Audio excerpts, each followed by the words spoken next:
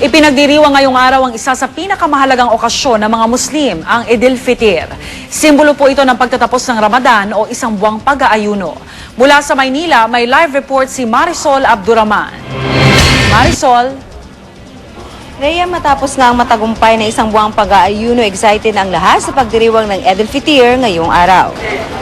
Pamilya-pamilyang dumagsa kaninang umaga dito sa Golden Mosque sa Quiapo, Maynila. Maaga pa lang nagmamadali na ang lahat na makapasok. Bata matanda, suot ang ikangi dress nila. Ipinagdiriwang kasi ngayong araw ang isa sa pinakamahalagang okasyon sa mga Muslim, ang Eid al-Fitr. Simbolo ito ng pagtatapos ng Ramadan o isang buwang pag-aayuno. Matapos ang matagumpay na moon sighting kagabi sa Zamboanga, idineklara na ng Office of Muslim Affairs ang opisyal na pagtatapos ng Ramadan at pagsisimula ng Eid al-Fitr ngayong araw. Ang lahat excited sa pagdiriwang. Ang Eid al-Fitr tinuturing na Pasko ng mga Muslim. Maliban sa pagkaraniwang salo-salo, mayroong ding bigayan ng mga regalo. Kanya-kanyang pamaraan ang pagdiriwang nito. Pero kadalasang ipinagdiriwang ito kasama ang pamilya at mga kaibigan. Maganda ring oportunidad ito sa iba para makapagkawang gawa sa mga kapatid na Muslim. Because actually it's not that easy to fast for the past 30 days. And then after hurdling the sacrifices, and then we are now enjoy, and then we have to embrace each other. Inaasahang tuloy-tuloy pa ang masayang pagdiriwang na ito ngayong araw, samantala rin napansin natin na naghalat na rin ng mga pulis dito para masiguro mapanatili ang kaayusan habang ipinagdiriwang ng mga kapatid nating Muslim ang Eid al-Fitr. Rhea? Maraming salamat Marisol Abduraman, nag-uulat live mula sa Maynila.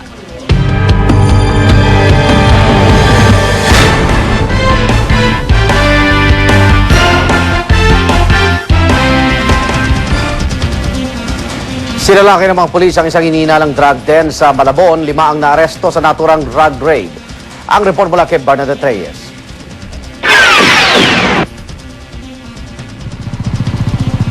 Hating gabi ng ikasa ng mga operatiba ng Malabon Station Anti-Illegal Drugs Special Operation Task Group ang paghuli sa kilabot na drug pusher sa Longos, Malabon. Naging maingat ang bawat galaw ng mga operatiba. Ikinasa ang bitbit ng mga armas hanggang sa matunto ng target na lugar.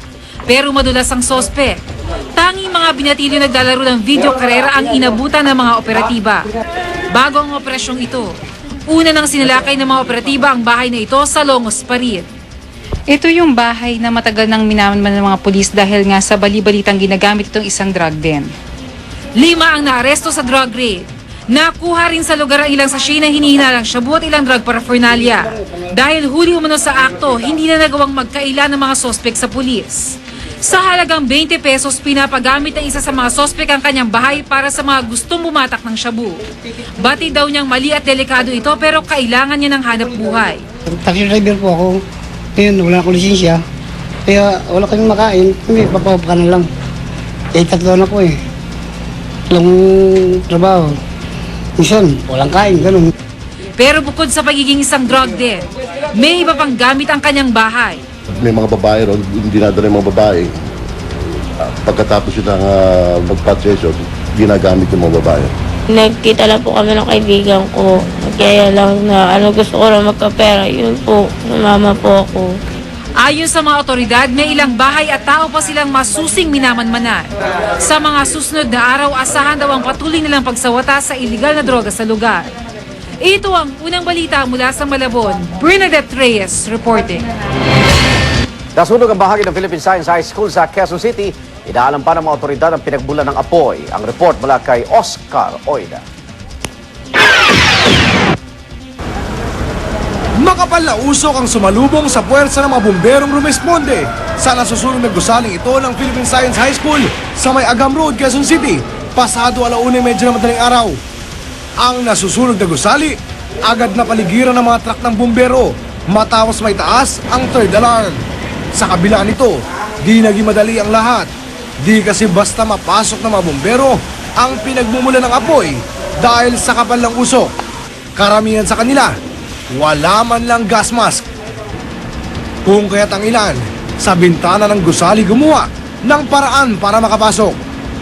Ang sinasabing pinagmula ng apoy, kundi raw ang Registrar's Office, malamang ay ang Faculty Center ng naturang paaralan. Damay pang iba pang opisina sa ikalawang palapag. registrar's office, live offices po. Pero baka sa faculty center nang galing. Di naman gaano nagtagal ang sunog. Makalipas lamang mahigit 1 oras, na ideklara ring fire under control ang sunog. Yun nga lang, tila mauudlot ang nakatakdang pagsusulit ng mga estudyante ngayong araw. Pagkat ang mga test papers kasamang nasunog sa registrar's office. Dapat exam namin bukas. Ngayon, kung ganitong sitwasyon, baka ipopostpone muna po namin. Yung mga test papers nandoon. Yes, sir, and that's my worry. Hindi patukoy ang kabuang halaga ng pinsala, pati ang sanhi na nangyaring sunog. Bagamat may suspetsang sa kisame ng naturang palapag ito, nagsimula. Ito ang unang balita sa Quezon City. Oscar Oida, reporting. Dadayo na rin sa South America ang mga natitirang miyembro ng bandang Queen at ang batikang rocker na si Paul Rogers bilang bahagi ng dapat sana European tour lang. Ang mga swerteng bansa, Chile, Argentina at Brazil. Sa ngayon ay nasa Central Europe pa sila at inaasahang darating sa United Kingdom sa gitna ng Oktubre. Mga balitang aabangan ngayong araw, Pangulo Arroyo, pangunahan ng cabinet meeting sa Eastern Samar. Ang patuloy na rescue operation sa mga natrap na minero sa minahan sa Itogon, Benguet. Para makatanggap ng mga pinakabagong balita via text, i-type lang ang GMA News Space On at isend sa 4627. At yan po ang mga unang balita sa umagang ito. Para pa rin sa mga nagbabagang balita, tumutok lamang dito sa GMA. Ako po si Rhea Santos, proud to be Kapuso. At sa ngalan bumubuo ng GMA News and Public Affairs ang ipila ng serbisyong totoo. Mga igan, ako naman Arnold Clavio, proud to be Kapuso, ito ang unang balita.